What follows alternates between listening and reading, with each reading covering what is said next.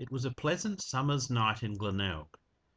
In the suburb of Helmsdale, now called Glenelg East, a man died in mysterious circumstances which were never resolved. Medical opinion was certain, however, that Augustine Philip Godfrey was murdered.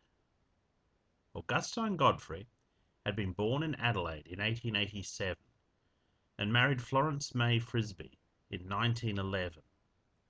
They had two children, Vincent, born in 1912, and Gladys, born in 1915. A short man, he was 5'3.5" with brown hair and blue eyes. He worked as a porter on the railways, but with World War I raging, he decided to enlist in January 1916, despite his health not being good. Until the end of August 1916, he performed home service, and then in April 1917 re-enlisted in the Australian Imperial Force. Another year of warfare had led to a drop in standards required to be accepted, and Augustine found himself finally being sent overseas. It would not be for long. He arrived in Suez, Egypt in January 1918, and 3 days later had been admitted to hospital. About a month after landing, he was embarking for home, deemed medically unfit due to emphysema and bronchitis. He was discharged from the army on the 14th of June 1918. However, he had served enough to be eligible for a pension for himself, his wife and children. In 1920, the third and final child in the Godfrey family, Kevin Lewis, was born. Augustine returned to work on the railways for a time, but by 1937 had been quite ill for some time and existed on his war pension. Vincent and Gladys had both married and moved out of home in the mid-1930s. The family was living in Albert Street, Goodwood, in May of that year, when a strange event took place. A report made to police caused 3 detectives, with pistols drawn, to enter the house and speak to Augustine, whom they found lying on a bed. After speaking with his family, they were escorting him from the property to their police car, when he suddenly fled down the street. Detective Hanrahan, one of the officers, chased him down and after a brief struggle subdued him. He was carried back to the car and transported to the city watch house, where he was charged with assault. It was expected he would appear in court the next day. There appears to have been no follow-up to this story to clarify what had happened. Possibly the charges were dropped. Sometime in the summer of 1940-41, police investigated a report that Augustine was assaulted and robbed in 5th Avenue, Helmsdale, not far from his home. Again, nothing seems to have resulted from this incident. January 30th, 1942, had reached a high of only 26 degrees. By night time, the cool air from the nearby ocean would have made the night agreeable. Perhaps that would not have been noticed in the Godfrey household. Although she denied it in evidence given at the inquest into her husband's death, there was a report that Augustine and Florence had quarrelled in the kitchen that evening, and that Florence had left the house feeling bitter toward him. The evening was probably more agreeable for Daphne Robb, a shop assistant from Goodwood, who went to Augusta Street to visit Kevin Godfrey at about 8:15 p.m. Kevin was alone in the house when she arrived. At about 9 p.m. the couple went into the sleep-out, locking the door behind them and turning out the lights. At 10:30 the doorbell rang. Kevin told Daphne to keep quiet. He later said his reason for doing this was because he believed it was his father, and if he was drunk, he did not wish to see him. There were conflicting statements that Kevin and his dad did not relate well to each other, or that they did.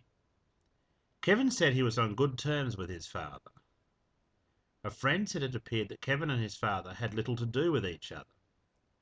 Florence had told the police that Kevin hardly ever spoke to his father, but then tried to backtrack that at the inquest. Florence also described her husband as having a morose disposition.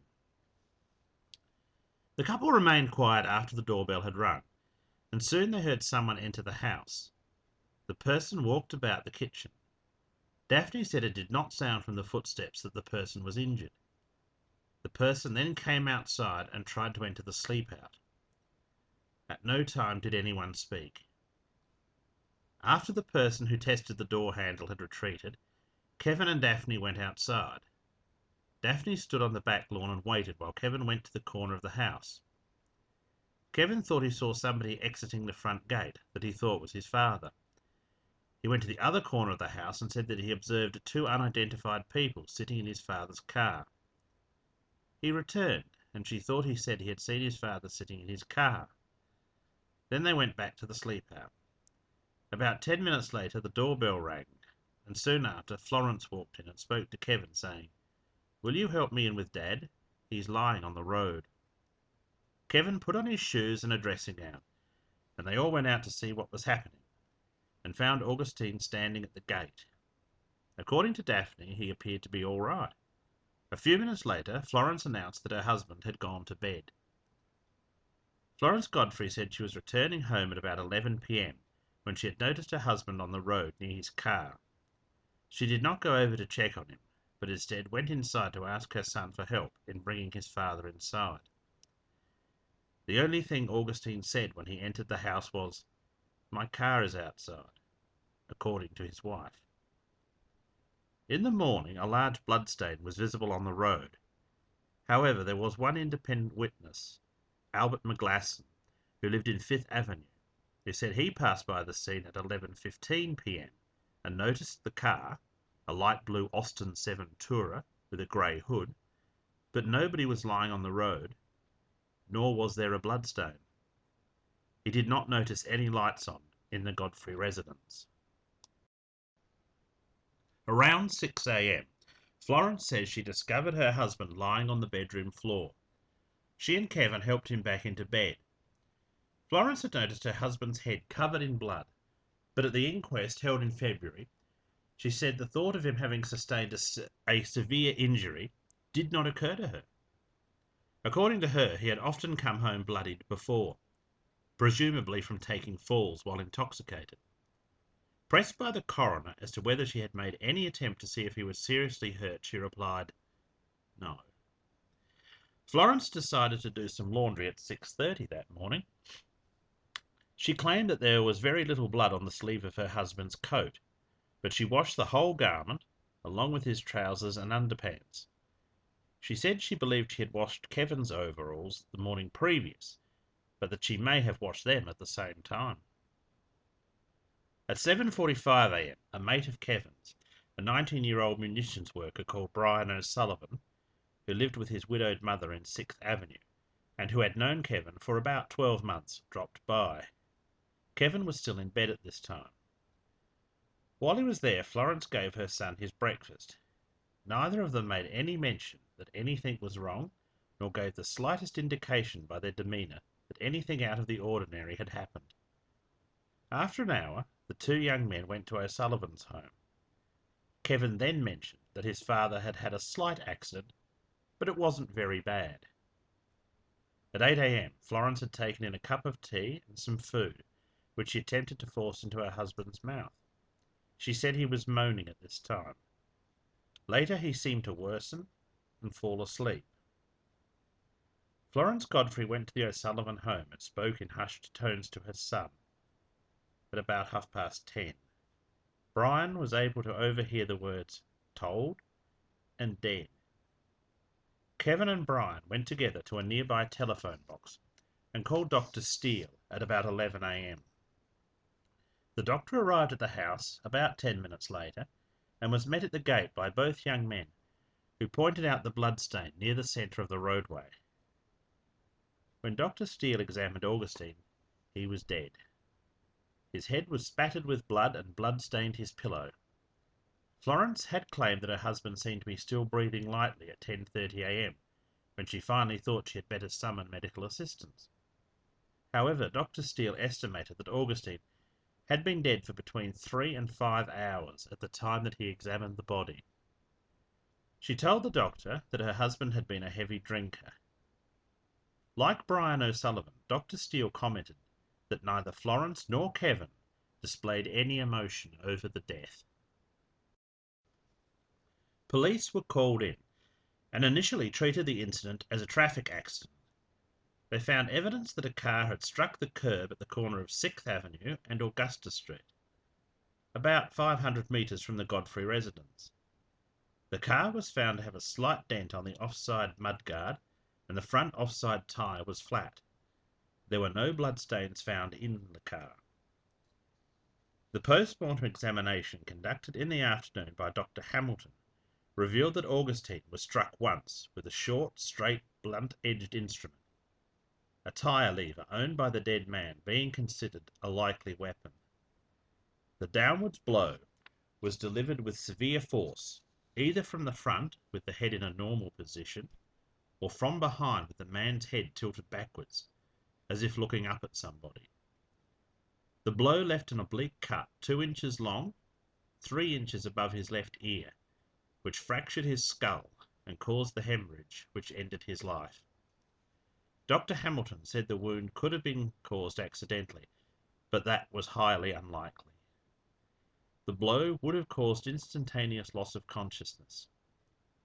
Dr. Hamilton also observed that Augustine had had a fair amount of liquor and was drunk at the time of his injury.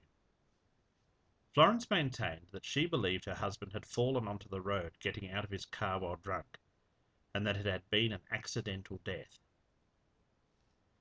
That night, after the police had left, Kevin phoned Daphne Robb and informed her that his father had died, inferring that it was as a result of a motor accident.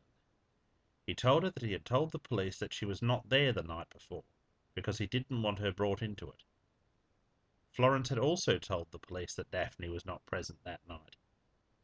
Daphne, however, voluntarily went to the police and informed them of what she knew. At the inquest, Florence admitted Daphne was present, but said that she had simply forgotten the young lady was there. Then she said she saw her on the lawn. Daphne and Kevin both said that she and Kevin were in the sleep-out when Florence returned home. On the 25th of February, the coroner found that the head injury was not caused while in the car or getting out of it. In his findings, he remarked, "The singular absence of all signs of blood inside the car or on those parts of the car where blood would be expected if the deceased had been injured while he was in the car renders that idea untenable. Consequently, I reached the conclusion that the wound was sustained from a blow delivered while Godfrey was out of the car, either before he got in or after he got out. The nature of the wound rules out of consideration the possibility that it was accidentally sustained. In view of the finding at which I have arrived, I make no further comment on the evidence. Cause of death was declared to be a fractured skull and hemorrhage caused by a blunt instrument when Augustine Godfrey was feloniously attacked. In the circumstances of this case, this finding amounts to a finding of murder against a person or persons unknown." One further newspaper report in 1943 stated that police were still investigating the case. After that, it was never mentioned again, and since then has been almost wholly forgotten. Augustine was buried in the AIF section of West Terrace Cemetery in a private ceremony. 3 months after his father's murder, Kevin was caught stealing tools from his workplace. He claimed he was being underpaid in his job as a tool setter, and that taking the property was his way of obtaining recompense. For the theft of 2 hammers, 2 spanners, a file, and a bottle of white spirit, he received a 2-week jail sentence. If it was meant to be a warning to go straight, he didn't heed it. In November 1943, he was seen breaking into the house of Margaret May Walker at Norwood. Until recently, he had been friendly with Margaret. He took 3 £1 war savings certificates. For this theft, he was sent back to jail. This time his sentence was 15 months. Brian O'Sullivan served 4.5 years in the Air Force, working as an electrical fitter following his return to civilian life. He died aged 49 in 1971. Daphne Robb married and died in 2005. Florence May Godfrey, passed away on the 23rd of December 1966. Kevin Godfrey died at the age of 77 in July 1997 and was buried next to his mother in Adelaide's West Terrace Cemetery. With their passing, any hope of discovering what really happened that night on Augusta Street in 1942 passed with them into the dark corners of history.